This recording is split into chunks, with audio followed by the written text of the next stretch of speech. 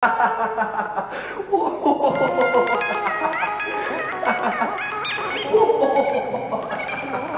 Πρόεδρε, η προβολή της ταινίας τελείωσε.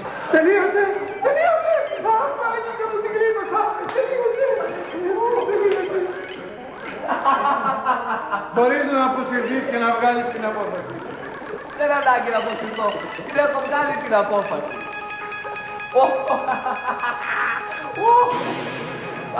Εμένα πάντως μ' άρεσε η ταινία. Οι κατηγορούμενοι είναι αθώοι.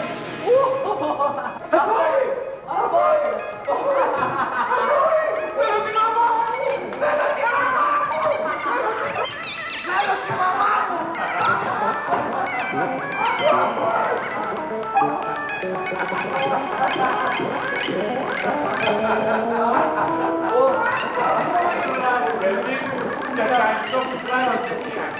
Παρακαλώ, παρακαλώ.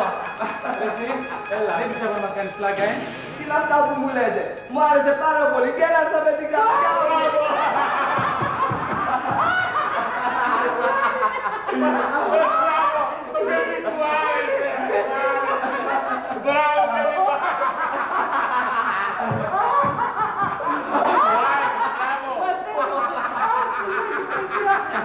Εγώ σε πουλάκι μου και ψάχνω τον κόσμο να σε βρω. Τι έγινε ρε παιδιά, πού το πάτε? Θα σκάσω το ταφνίσμα το πρωί. Πρωταυνή!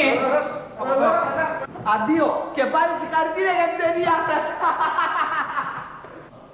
Αμάν, βαρεμένος είναι. Σε έναν άρεσε η ταινία και αυτός είναι τρελός.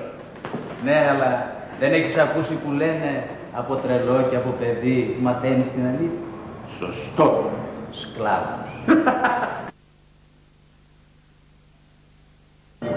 Γεια σας και μια τελευταία σφιγμομέτρηση.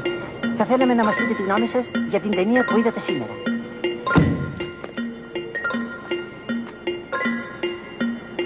Πάντως η τούρτα είναι καλή.